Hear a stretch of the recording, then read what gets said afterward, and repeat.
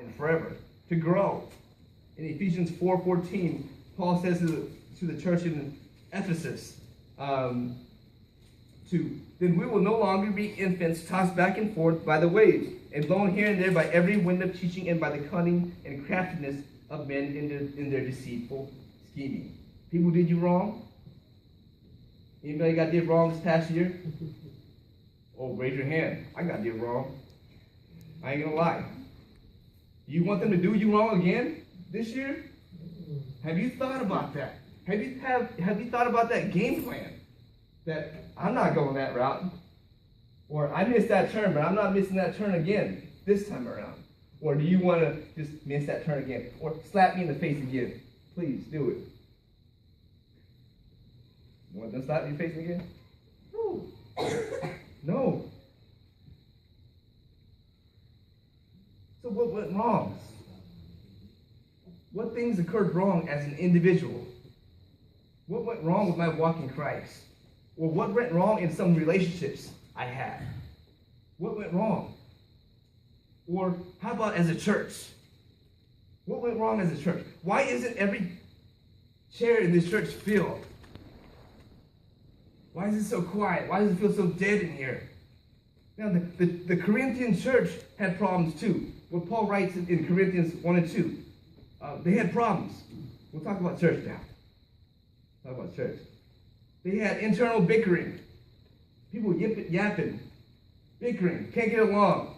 They had disorderly worship, dysfunctional, disorderly. They had false apostles. People come here and teach crazy stuff, and people start believing it. They had sexual immorality. There was a brother who was like messing with their stepmother. It was crazy. There was disunity, right? Idolatry. Can your church relate?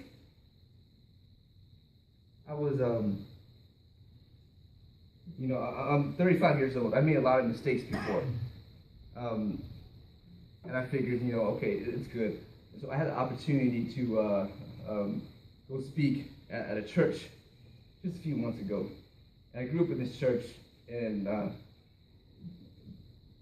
was a leader there for so many years. And it was the first time ever they invited me to preach at their church. And I preached at so many churches across everywhere. It was the first time I had the opportunity to preach at a church I grew up in. It went very well. They were very receptive. They loved it. Then the next week, I hear my mom tell me, I have some news for you.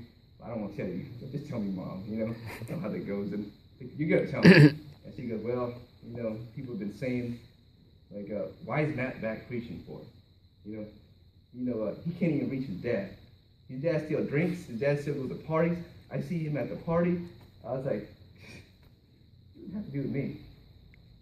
If I can't reach my dad, why am I up here preaching? What kind of stuff is that? I expect that when I walk into the church, that somebody's gonna love me, somebody's gonna care for me, somebody's gonna wanna be there for me. I expect to be healed, to have victory in this church, but not walking in church where people talk about you, where you can't be encouraged, where people tear you down. Not coming to a family where you can't be built up, where you can't love each other with words, encouragement. If you can't do that in the church, if your church can't emanate Christ's love inside the church to the parishioners, to the members, to the brothers, to the sisters, aunt, uncles, then how do you expect to do that to other people out there? That's what I felt. Can this church relate?